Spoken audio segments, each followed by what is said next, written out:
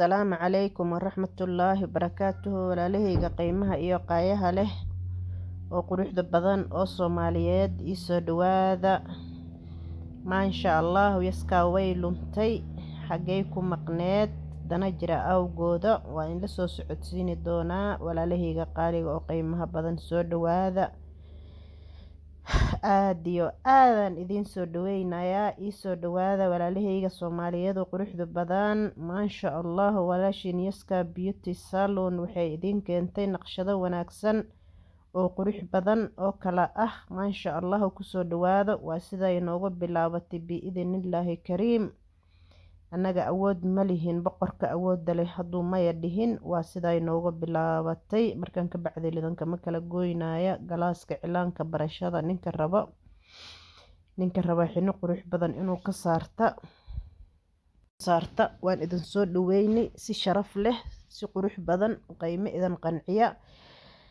ha lagu soo yaaca walaashiin yaska beauty salonkeeda maasha Allah wakaa xilaankii asaga oo bilaaw ah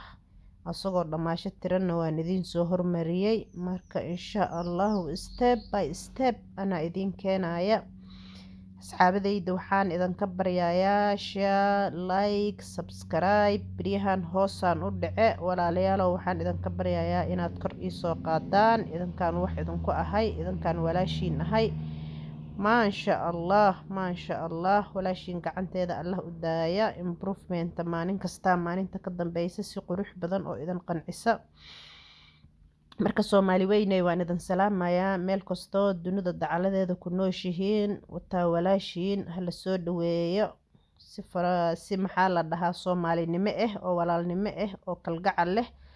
haloo soo dhaweeyo walaashiin cilaan qurux badan maasha Allah wakaa step by step cilaanka waa idiin soo gelinayaa barashaday make-upka timahay hadduu Ilaahay maya dhihin lugaha sida loo dhaqaa cidiyaha sida loo xiro wax kasta saalonkeena waad ka heleysaan waxaan ku noolnahay Nairobi Magoya South Sea yaska professional makeup ku qoran saalonkeyga professional makeup and henna ku qoran marka halii soo dhawaada inka xijaama raba xijaama glass aan leenahay henna glasses aan leenahay waxa kaloon leenahay makeup glasses maasha Allah dee wakaas Soomaali maxamed ay gabadhiini wataa maasha Allah naqshadan caadi ma aha ku soo dhawaada